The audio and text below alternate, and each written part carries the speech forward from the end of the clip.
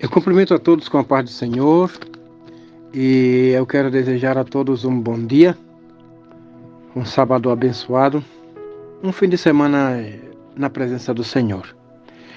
E eu quero, pois, tomar um versículo aqui no capítulo do Evangelho de São Marcos, o segundo Evangelho.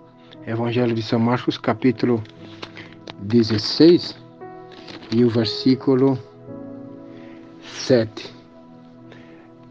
Melhor lendo o versículo 6. Versículo 6 e o versículo 7 diz assim: Ele, porém, disse-lhe: Não vos assusteis, buscais a Jesus o Nazareno, que foi crucificado.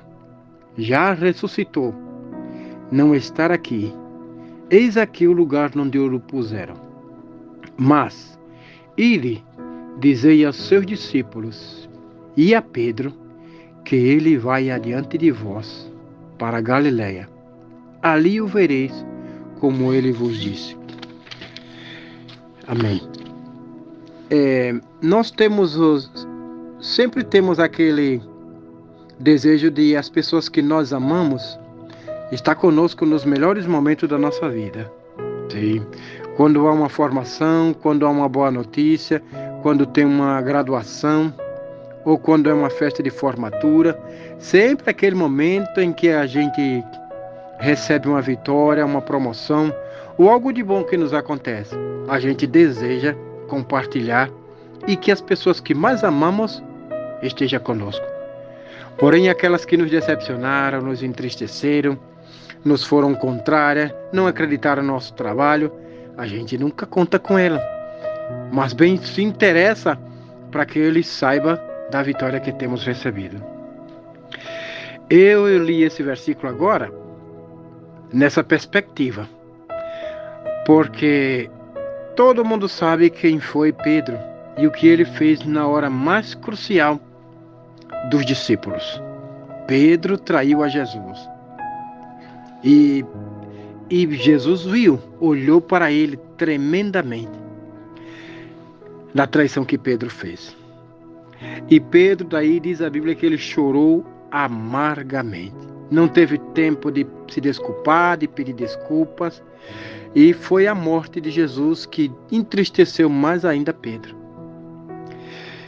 Naturalmente falando, ninguém contaria com Pedro, sendo Jesus, para sentir assim a sua vitória. Qualquer homem, ao olhar para Pedro, dizia: não, eu não quero aquele comigo. Aquele é um traidor. Aquele é um rebelde. Ele me traiu. Mas vocês podem ver, meus amados irmãos, que neste versículo acontece algo tão tremendo. Não é Jesus que menciona o nome de Pedro. Não é Jesus quem diz, como alguns pregadores dizem: vai e diz a Pedro que eu estou lá na Galileia esperando ele. Segundo Marcos, quem diz aqui é um anjo. Sabe o que significa? Que o nome de Pedro foi relacionado no projeto de Deus, no reino celestial, no céu. Nessa comissão que esse anjo recebeu, ele recebeu essa comissão. Vou conjecturar aqui. O anjo recebeu esse mandato de descer lá para encontrar de manhã cedo essas mulheres. E ele recebeu esse mandato de dizer: Jesus vai encontrar ele na Galileia. E também a Pedro. Mas por que Pedro recebeu essa prioridade de seu nome ser mencionado? Primeiro, Pedro tinha um chamado. Em Mateus capítulo 4 e versículo 19 diz: Vinde após mim, e eu vos farei pescadores de homens. Antes que nada, o anjo mencionou o nome de Pedro, porque Pedro era chamado. Não importa a tristeza que Pedro estava enfrentando naquele momento, a luta que ele estava padecendo, sozinho, isolado. Diz a Bíblia que ele voltou até para pescar.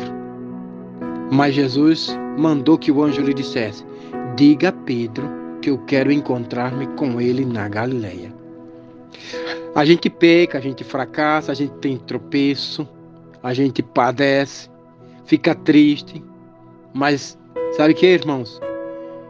Jesus nunca nos abandona, porque nós fomos chamados. Quando Jesus chama, aconteça o que acontecer, se a gente não entregar os pontos, nós teremos a proteção e um lugar na presença do Senhor.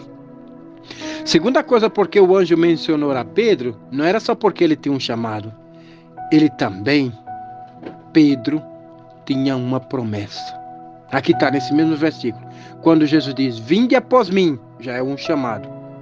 E quando ele diz, vos farei pescadores de homens, é a promessa. Eu sei que todos esses que me ouvem nesse grupo têm promessa de Deus. Estão esperando. Mas eu não estou falando da promessa do arrebatamento da igreja, que isso é eminente a cada um de nós. Eu estou falando dessa promessa pessoal, exclusiva que o Senhor te fez. Seja da casa, seja da saúde, seja dessa porta de emprego, seja de uma melhora, de uma transformação de vida, seja de uma promoção. Eu sei que o Senhor te prometeu algo e Ele está confirmando nesta manhã. Ele vai te conceder a tua vitória. Confia em Deus, que Ele é fiel. Você foi chamado, você tem essa promessa.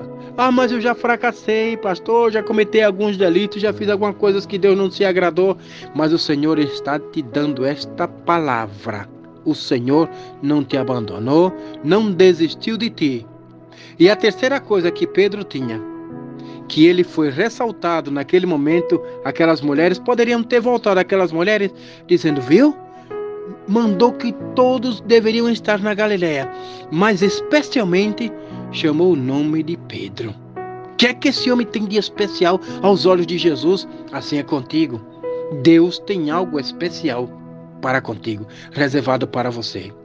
Não só porque Pedro tinha chamado, não só porque Pedro tinha uma promessa. E a terceira e última, essa não tem nada a ver com Jesus, tem a ver com a pessoa mesmo de Pedro.